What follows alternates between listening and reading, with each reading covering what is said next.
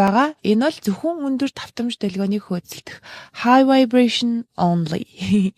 Зөвхөн өндөр давтамж долгионыг хөөцөлдөх. За энэ нь юу гэж үнэ гэхээр өөрийн сөрөг мэдрэмжүүдээсээ цухтааж эхэлдэг. Гуниг, уур уцаар өөрийгөө уурлахаараа яагаад уурлж ба би ч одоо сүнсний сэрэлт хийцэн бясалгал яг хийдэг хүн би уурлахгүй байх ёстой.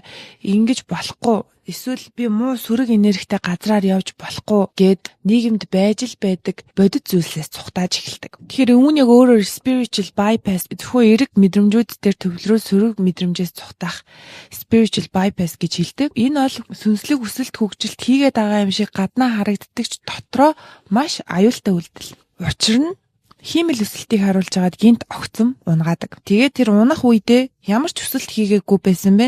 Хийжсэн өсөлт нь хиймэл байсан байна гэдгийг ойлгодог. Им аюултай зүйл гэдэг. Тэгэхээр яагаад бидэнд ийм сөрөг сэтгэл хөдлөлүүд мэдрэгдэж таны амьдралд гарч ирж байна вэ гэхээр сүнслэг байдал амьдрал хоёр бол нэг л зүйл. Амьдрал тэр чигээрээ өөрөө долгион давтамж. Байнга дээшилж бас доошлж байгаа. Унсан бол дээшилсэн бол унан гэдгийг л маш сайн ойлгох хэрэгтэй те. Тэгэхээр бид нэр унж байгаа үед газ дээшээ босох аргыг хайж цухтааж болохгүй унаж байгаа гэдг нь таныг илүү дээд